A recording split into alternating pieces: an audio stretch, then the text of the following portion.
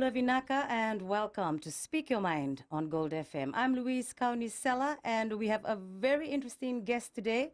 His career includes 27 tests for Fiji, including the 1999 and 2003 Rugby World Cups, and stops playing professionally in France, England, and Japan. As a coach, this gentleman's team won the World Rugby Under-20 trophy in Romania, beating Manu Samoa 58-8 last year, propelling Fiji back into first-tier Under-20 championship.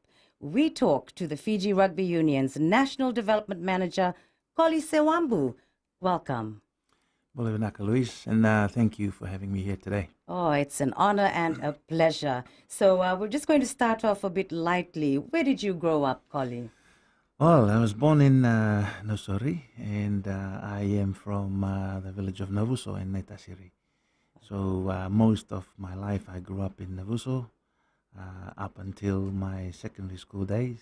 I attended Ratu Sukuna Memorial School initially, before I continued the journey at Ratu Kandavu Level School, where I finished off with halfway through an automotive engineering certificate at the time. All right, to play rugby.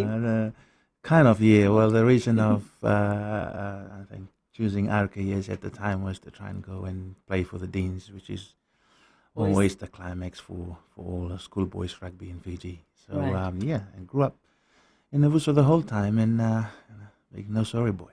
Oh, lovely. And I'm sure you have lovely childhood memories. Yes, I do. Yes, I do. Very different compared to how my kids grow up nowadays. Exactly. Yeah, and very interestingly too, I've been in New Zealand for the last few years, and 2 years ago we decided to bring our kids back to the village just to give them a taste of what it's like growing up, like we were back in the days. And they've thoroughly enjoyed it, which has made our stay a little bit longer too now. Great. And now I find myself up with a job here at Fiji Rugby, and loving every minute of it. I'm sure you must be looking forward to doing your work in your job. But how many children do you have?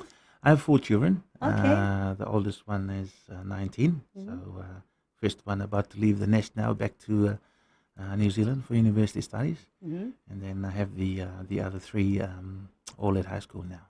All right. So anyone interested in rugby? Well, Any I of your children? yes, very early days when I picked up the passion for the sport. My old man used to take me to all the rugby matches. I think at the time there was no Naitasiri. There was a Naitasiri North, but there was the Naitasiri main team that was only formed in 1998. And prior to that, there was no Tailevu. So the lower Naitasiri province, we all played our club game for the Real Rugby Union in the Nosori area. Right. So that's it always took me to watch all the Real games, and I didn't think we ever missed any of the Fiji games. So at a very young age, I sort of made the decision that one day I'd like to wear that white jumper, and everything I've done, whether it's school or work, I've tried to put it around the goal of wearing that white jumper one day, and it did happen a couple of years later. You certainly did. So I'm sure your grandfather obviously played a big part in this career path that you chose. All right then. So KOLI, excuse me, you were appointed as development manager for the FRU in October last year. So what does your job involve? It's quite a diverse role. It looks after all development levels from Kachi, rugby, all the way up to elite level, where it joins up with our high performance unit. But I have 3 key focus areas. The first one is the program, a GAR program, what we call a Get Into Rugby program. It's only just started in Fiji a few years ago, and the reason behind the GAR program is to try and first of all focus more on the basic core development skills of kids as young as 6-year-old all the way up to around 14. So now there's different modules. There's 8 different modules of Get Into Rugby. The first 3 modules is more around building skills, kids having fun. That's all it is, with a rugby ball.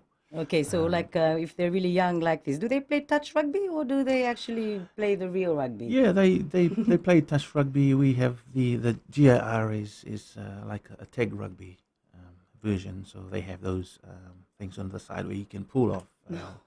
Okay. So it takes away those contact sessions, but then it teaches kids on how to use when it comes to a stage where they're ready for the contact level. So leading both arms into those straps teaches them how to lead with their shoulders into the tackle. Because you have to learn how to do it properly so you don't get injured. Exactly. Okay. So that's all GIR up until to around 14. Even now we're still doing the under 15s and 16s, and even at higher level, we still have GIR programs for those who've never had a taste of rugby at a younger age, so they can still be part of that program. So most of that is really about core development, getting new players into giving them a taste of rugby, and there's the 3 stages to that, which is the try stage, the play stage, and the stay stage, once we see if they're really interested, and they can join all the pathways that's available to them through all the Fiji Rugby Union's development programs. The second component is quite huge, and it's around training and education.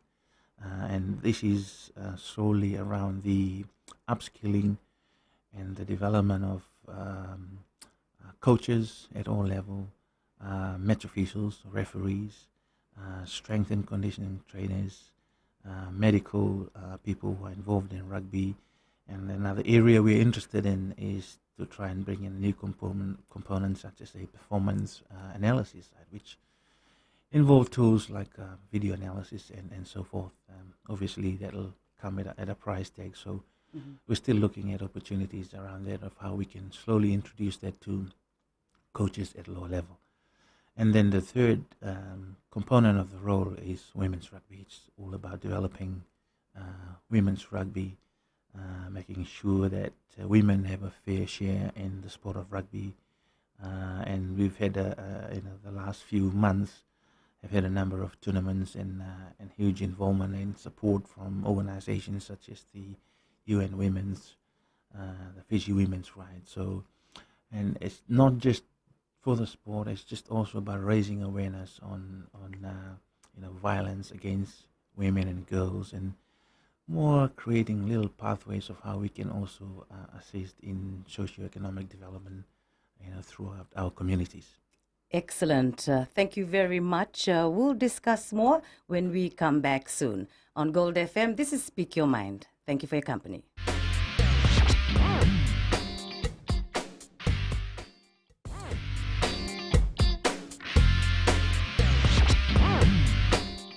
Welcome back to Speak Your Mind on Gold FM, only the classic hits. And I do hope you're enjoying the Talkback show today. And we have from the Fiji Rugby Union, the National Development Manager, KOLI SEWABU. So, KOLI, when did your rugby journey begin? It started off pretty early as well, at a younger age, primary school level. I attended Navuso District School, and I remember there were times when we had to play against some of the primary schools in the Nosori area.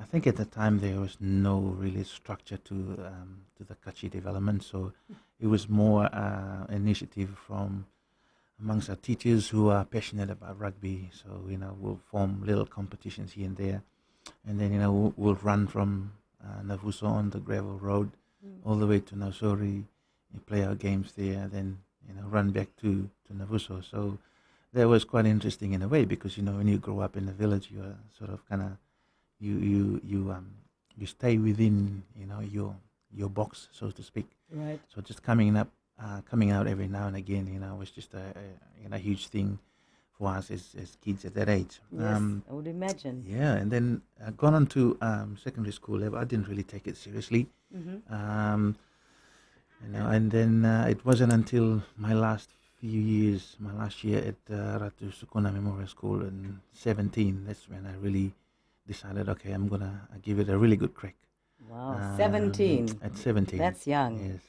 And then I flopped sixth form, and I went back to the village, and I was too embarrassed to go back to school and repeat Form 6. Okay. And I decided, no, I'll stay in the village. And then an uncle of mine came, who was a teacher back then, and mentioned, you can't be living in the village your whole time, you got a lot of future ahead of you. So he tried to persuade me to go back to school, and it worked well. So I started, when I was in the village, I started playing for our club team, and that's when I got noticed by the then coach of the RKS under 19 team back in 1993-94. Mm-hmm. So he came over and asked if I wanted to join RKS. I said I didn't want to go back to school anymore. Right. And he mentioned about automotive engineering and the vocational program. So I said, I loved cars, and I want to be involved in anything regarding cars. So I took up the opportunity, but it was more around rugby. Yes. I did only 1 year. I played in the 1994 Dean's competition where we lost to Lilleen. Okay. And then after that, because we lost to Lilleen, I thought, well, I didn't want to go back. That's it. And, but my mum used to work in one of the resorts in the Mamanuthas in Castaway Island. So I ended up there working for her, doing odd bits of pieces. And then I had an opportunity to go to New Zealand. And that's when things really got serious for me. So that's where it all started back in those days. Oh, wow. That's interesting to know. Okay. So you're now leading rugby forward at grassroots level. What does this mean? I'd like to see it in a way that, okay, if we talk, we're building rugby. And I think if we take the concept of building, to build something, and if you want to build it higher, then you need a really good, solid foundation. So I think when we talk rugby, when we talk grassroots development, we're talking building rugby at a lower level, building good foundations. So that would be like going to villages or something That's like right. that, So islands. it started off with little kids, in primary schools, in communities. Mm-hmm. We're fortunate that we have organizations such as the Fiji National Sports Commissions who do go out as well on regions that we don't really put a lot of focus on, focusing on villages and also equipping coaches and referees at that level to try and help develop the game. So my belief is that if we get things right at that age and at a lower level, then it's a lot easier for players to transit through, not just for players, but for coaches and everyone involved in the game, to transit through to higher levels of rugby to where we are at quite an exciting time, especially at this time of the year with Fiji Rugby. Absolutely. So what do you hope to achieve as the FRU's development manager? Well, part of my my personal kind of view and goals around what I'd like to achieve for Fiji Rugby in the next 3 to 5 years is to create a high-profile domestic competition.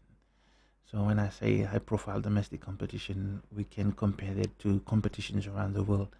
For example, at the moment, you'll have international games, and then the one below that will be the Super Rugby, and then the one below that will be competitions such as the French top 14 competitions, the English Premiership in Europe, the New Zealand ITM Cup, and then a couple levels below that will be our domestic competition. So what I'd like to see Fiji Rugby achieve in the next 3 to 5 years is to raise that level up, so that at a stage where we may have foreigners wanting to come to Fiji because our competition is at a very high level. So that is the dream for Fiji Rugby.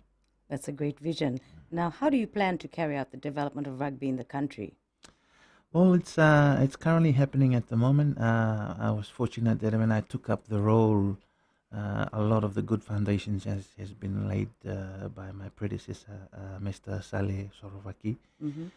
So for me, it's a lot easier coming in now and look at the areas that needed improvement and work on what all the good stuff that is done for the last few years. So the real focus now is those three key areas that I've mentioned before, and most especially around the training and education component.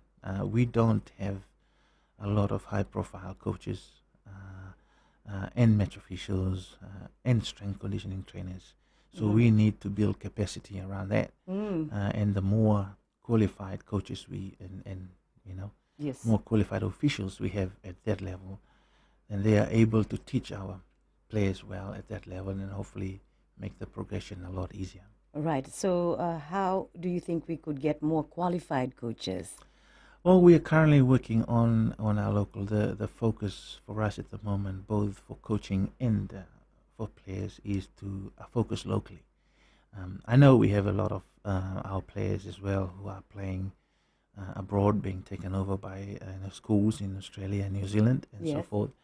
And we'll still keep our door open for them, but we really want to focus on the development of our local people. So that's where the focus is at the moment. Why not? I think that's a great idea.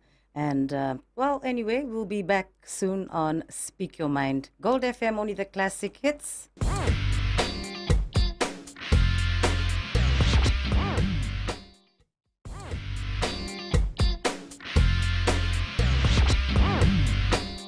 We're back on Speak Your Mind. Gold FM, only the classic hits. Thank you for your sweet company. And our interview today, we've got from the Fiji Rugby Union, the National Development Manager, KOLI SEWABU. Now, this is a live radio talkback show. If you have something that you'd like to share with us, or you might have a question or an opinion, you can call 3220906, or if you have a Digicel phone, 7732906.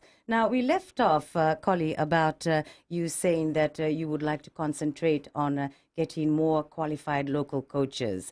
So how could they become more qualified? Are there courses or something like that that they can take? Yes, we do.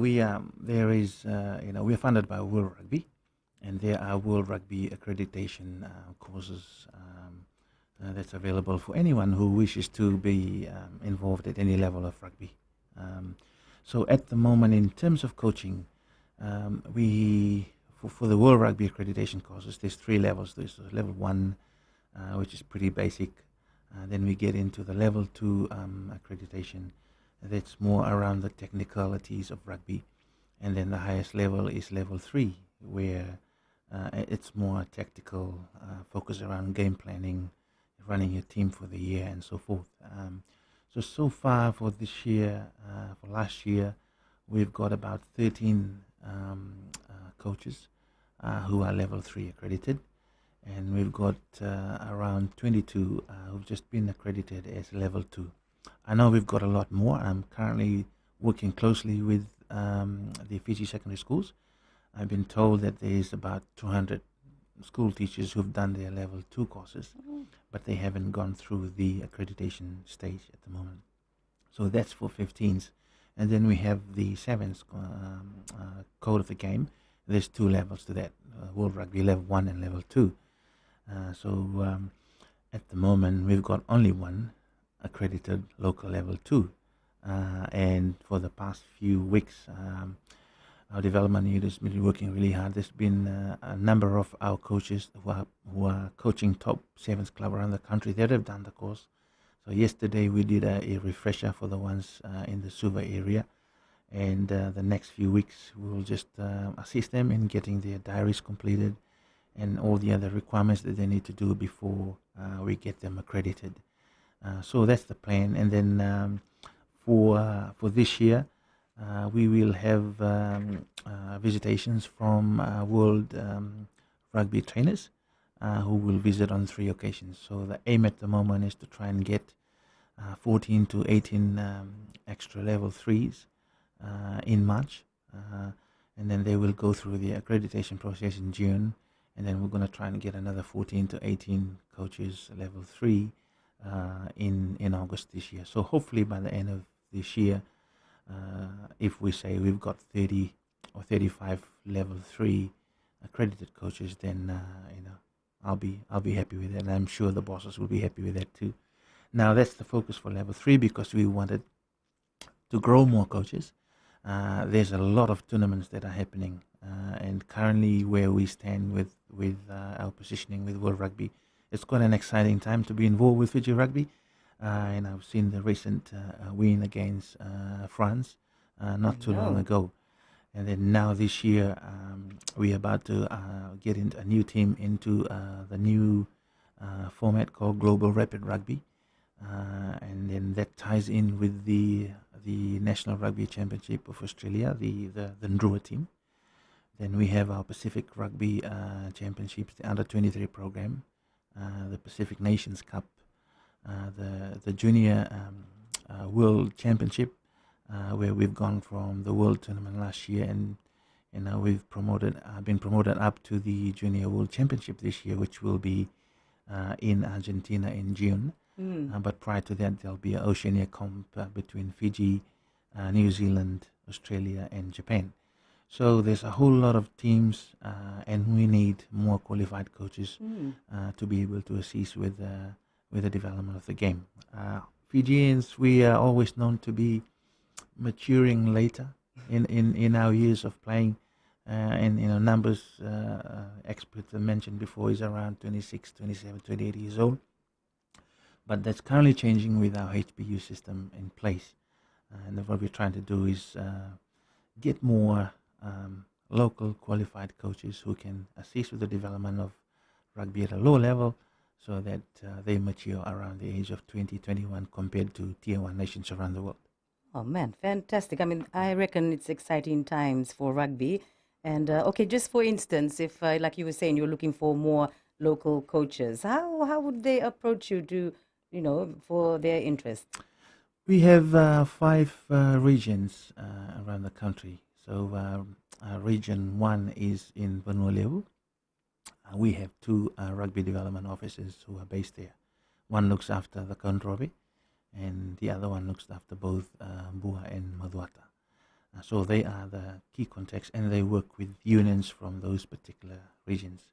The other region, region 2, one of our RDOs, our rugby development officer, is based in Tavua, and then he looks after Mba, Tavua, Rakiraki, Votukola, Ra, all the way up to Nanukuloa.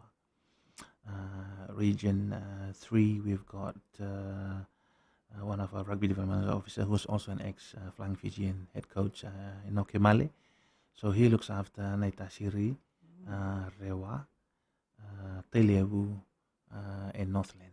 Okay. And at the moment we have a vacancy for another RDO position that looks after Nasinu Suba, Serua. We have one that's based in Lautoka. They look after Nandi, Nandronga, Navosa, Lautoka, Malolo, and Asawa.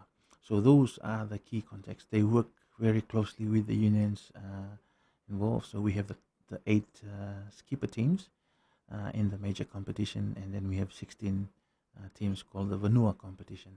So they are well versed with what's happening in the region. We can get in touch with them, and also our training and education planner for this year has been submitted to all our union representatives. And we've also started a Facebook page this year. It's called FRU Development. Oh, lovely. So we've started putting in schedules. So for those interested who want to be involved in getting the accreditation, or whether they want to become a referee or S&C a conditioning trainer, they just need to get in touch with us or call FRU, and they'll point you to the right direction. Great. Stay with us. We'll be back soon for more on Gold FM. This is Speak Your Mind.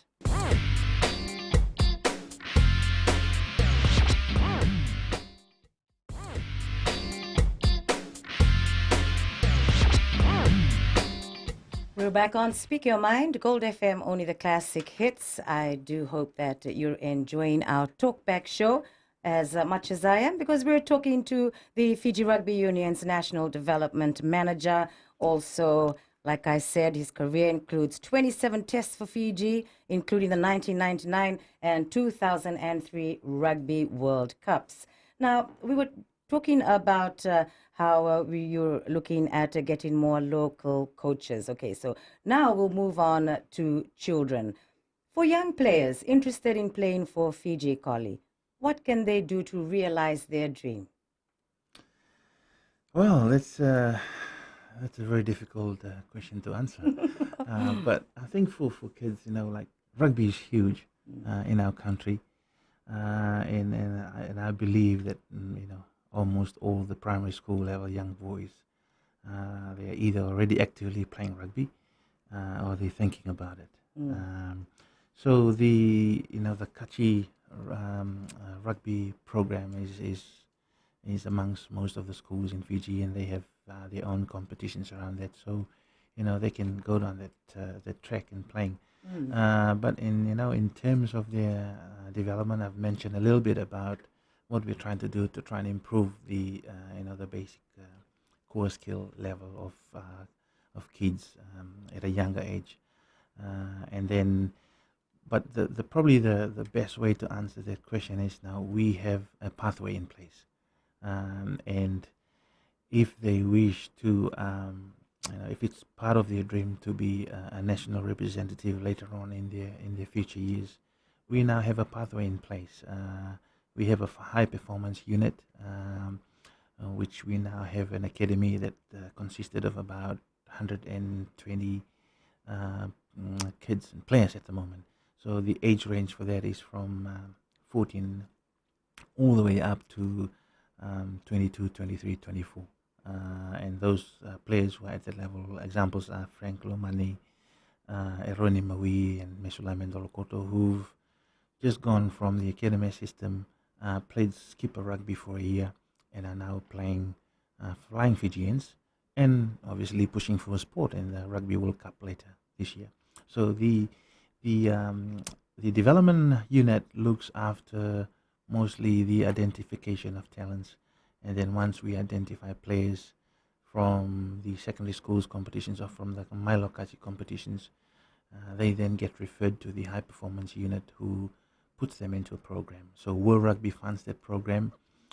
They now get allowances for those programs. They get daily training schedules. So they are actually trained to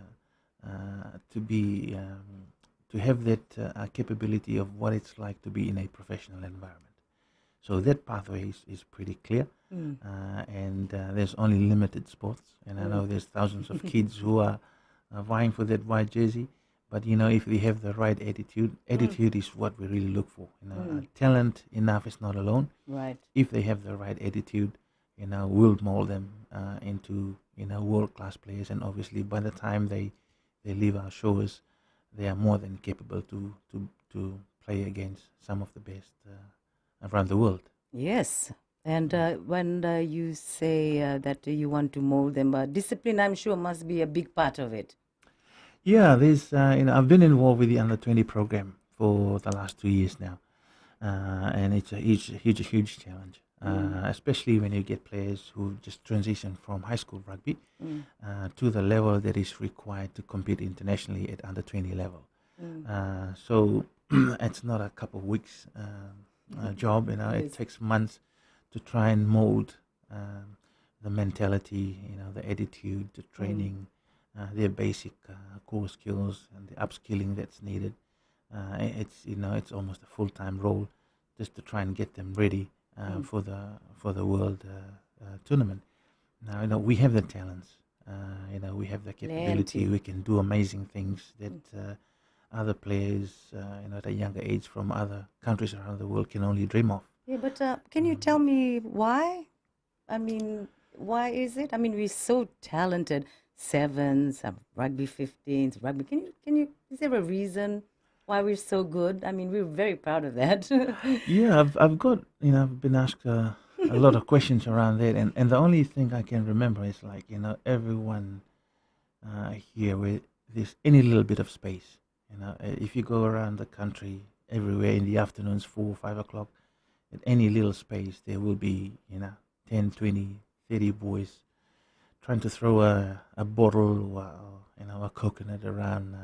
So they pick up a lot of these other skills. lot of players in a minimal space. True. They try to find their way around of how to score tries, and but now when they are fully equipped and they get put into a rugby field with only 7 men on the other side, and I believe it's around that. And the other thing that I've thought of is we play one-touch rugby, where other nations play 5 or 6 touches.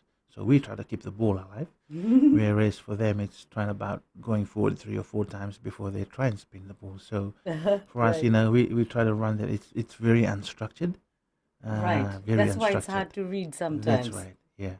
But the challenge in terms of coaching is to try and get them structured Oh, I before we go see. unstructured. So, but It that's has the to go exciting bit. together, That's right? the exciting bit. Yeah. Oh, lovely. Well, that's a great explanation, I think.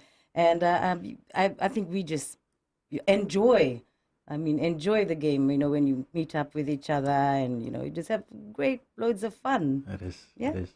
Okay, then, so maybe we'll talk about girls' rugby. Are we showing more interest in this field?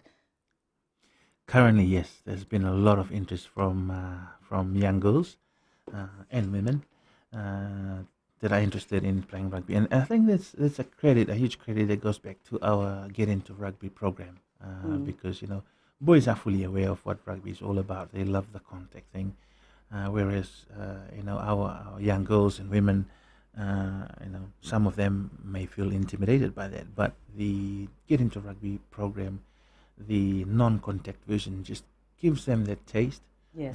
gives them that fun, and gives them the confidence they can build. So Mm. the couple weeks ago, early December, we ran a national provincial sevens championship in Nandi. So this is under 15, under 17, and under 19 grade. So the under 15 was the tag rugby version, and then the 17 and 19 was the contact version. And I was really amazed by the amount of skills that was displayed by the girls. Yes. And talking to our RDOs, they mentioned a lot of these girls picked up rugby through the GIR program. So what we did at the tournament is we picked a dream team out of all the levels, and the following week they appointed Sayasi Fuli as the Fijiana sevens coach. Right. And he was looking for extra names, so we put forward all the under 19 girls that were named in the dream team. A couple from Bua and Maluata and the Konrove.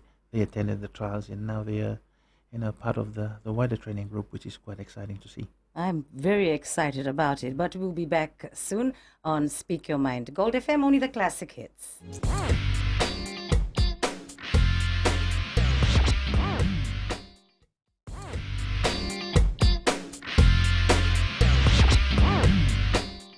Speak Your Mind on Gold FM, only the classic hits. And it's Louise with you. I do hope you're enjoying the show. Thank you for your company. And we've got from the Fiji Rugby Union, the National Development Manager, KOLI SEWABU. So we're talking about women or girls' participation in rugby. But, I'm quite amazed. I've watched sevens rugby and I've seen, even 15s internationally. Women, man, they play really good. I right. have to say, That's right. very smooth, and I'm impressed. So, if they can do it, why can't we? That's right. So, what are some challenges faced in regards to women's rugby in the country, Collie? Well, I think the biggest challenge for us here in Fiji is to try and go through the cultural barriers. The perception that women can't play rugby. It's only a men's game. I've heard feedbacks around. Women just belong to the kitchen. You don't belong to the rugby field. It's a perception. It's a barrier that we're trying to break. And the exciting thing is we are seeing the changes that are happening, especially in the local areas where these things were so obvious, a few years ago. So that's an exciting thing. So that's probably the biggest barrier. But Fiji Rugby has worked towards the development of the women's game, and now we've put criteria in place. For example, last year the skipper competition, which is the top 8 teams, in order for them to compete, they must field a women's tennis side for their province. And that went really well.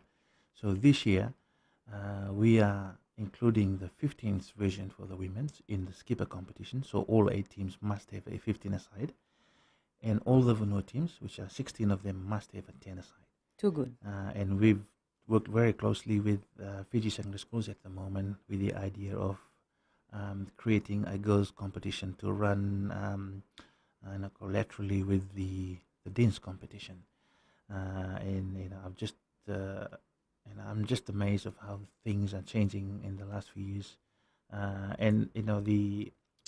I must acknowledge the support given from other organizations such as UN Women's, Fiji Women's Right, in supporting us to try and create more awareness around, providing more opportunities for young girls and women in the country. It's growing, and I think, I personally believe that if there is an opportunity for us to win a World Cup or get to the semi-finals of the World Cup, it'll be around the women's game. A couple of months ago, we had the Oceania 15s tournament between Fiji, Papua New Guinea, Samoa, and Tonga, and we won them comfortably, beating Samoa, by a good margin. Now the Samoan teams, most of them are based in New Zealand, and they've been playing rugby for a long time. So that's the exciting thing, and now the focus is to try and get our women's team to qualify for the 2021 Rugby World Cup, Women's World Cup, which will be in New Zealand in 2021. So that's the goal at the moment, and obviously with the sevens, trying to qualify for the Olympics as well. So an opportunity there for women, and I believe it's going in the right direction. Excellent. Now, we're going to talk about, if you're a good rugby player and there's a possibility you could secure an overseas contract, does the Fiji Rugby Union offer assistance to the player in terms of giving the best advice? Yes, we do. Now, with the high performance the academy we have in place, there's been a lot of awareness. There's been taught to players around what to be mindful of when they decide to go overseas, especially around contracts. Over the years, and I've been a strong advocate of this for the past few years about players' welfare and making sure that players are well looked after. I've had my bits, as a professional rugby player back in the day. I've gone through some of those huddles of, signing the wrong contracts or get involved with the wrong agents. And a lot of my other colleagues have been through the same road. So what we're trying to do now is create more awareness around that, making sure that if they get an offer, from any club overseas, bring that to us. Let us go through, the contracts. One of the downfall for us is, we always look at the dollar sign, the dollar value of the contracts, and we ignore the conditions of the contracts. So that's where a lot of our players are getting into problems. But we now have Ms. Gayleen Finakaso, who works for Pacific Rugby Players Welfare. So they pretty much look after this side of things, giving players support and advice on what to look out for, and also give them education around, contracts and what is it like living abroad and tax, obligations for countries which you're going to. So a lot of that has been given to players. Lovely. Now, Fijian rugby players, we all know, are high in demand and are more often than not taken away, like we were saying, to play for overseas clubs. Now, the recent one, for example, is former Ratu Kandavulevu School under-18 centre, Solomoni Nainduki. Now, he's got a contract, I believe, with the NRL club, Parramatta Eels, for a 3-year deal. It was reported that local rugby authorities were not happy about this decision. Can you tell us why? I wasn't sure about the not happy about the decision. Oh, well, that's what I read. Well, okay, yes. But if you look back at the history of migration for us, it's the last few years, rugby has been a huge part of that. We've got a lot of schools from overseas who are coming in to giving scholarships to our students, at a much younger age, and 13, 14.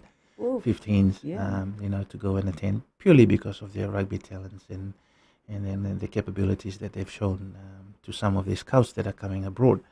And obviously, we are also talking rugby union and rugby league. So we have, rugby league scouts that are coming into the country to spot talents, and they do give opportunities for these, for these young men and hopefully women in the not too distant future. I think what we are trying to do from our end is just to make sure that when players do go out on these opportunities, that they are well looked after. Okay. Because if they do get into trouble, then the onus comes back on us, True. or the parents, or their care, the people that look after them. So what we're trying to do from our end is make sure you let us know, we give you the best advice you can, you make the decision, so that when you do go, all bases have been covered. Unfortunately, that's not the case. We still have players who are still decide, even in the academy system. They've been given all this advice, and they still go out of their way to sign contracts without, getting the proper advice. Some of them, do end up in trouble, and then they come back to us later on. There you go. And it can be costly, to their future. For example, if they do sign contracts and they get in trouble, then they have to pay, or someone has to pay. Right. Man, unfortunately, I can't believe it. We've only got a few more minutes to go. This is it. But I'd just like to finish on the note that you have a diploma in tourism studies, which you got in Auckland, New Zealand, and you also hold a master's degree in business. What I want to say is that you set such a good example to professional rugby players of the importance of looking into the future after rugby. But we can't go on anymore. Thank you. Thank you so much for coming in today, KOLI. Thank you very much. Thank you. On Speak Your Mind Gold FM, only the classic hits. Until next week, Nisa Modemanda.